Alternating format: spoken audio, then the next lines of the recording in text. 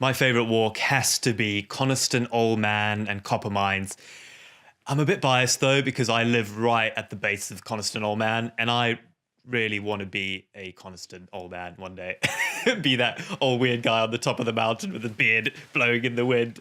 But it's a wonderful walk. You've got two options. You can either start in the village of Coniston, and there's a few bakeries and pubs and cafes, and get your fuel, and then walk up the sort of the Copper Mines track, and then cross over, and then you get to a little tarn, and then that's when it really starts getting quite zigzaggy. So, make sure you probably rest at the tarn, and if you're feeling adventurous, go for a bit of a swim before you go up. You'd be quite cold on the way down, I think. Then you start all the zigzag all the way up to Coniston Old Man, and the views up there are just breathtaking. On a quiet day, you can see all the way up to Scotland. You can see over to the Irish Sea.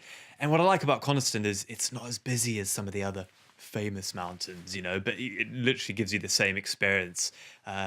When you get up there, you've actually got a few options coming down. You can come back on yourself and do another route back down to town. Or what I prefer is to carry on further. You're sort of heading almost a bit north now, going a bit down the hill, and then you turn right down to another dam, which if you were also feeling adventurous, you could have a swim in, which is halfway down. Then that brings you back down to the Copper Mines. And en route, there's loads of all these old mining caves, and some of them, they haven't even, nowadays most caves have a big gate on and do not enter, but being up there, you can kind of squirrel through, and they're actually just open. You can't go too far, of course, it's all caved in, but it certainly fuels your imagination. I take my little dog up. I've got a little Lakeland Terrier called Shackleton, and he squirrels into all these little caves, which is wonderful. And then from the Copper Mines, you can get all the way back into town. That whole big loop will probably take you half a day.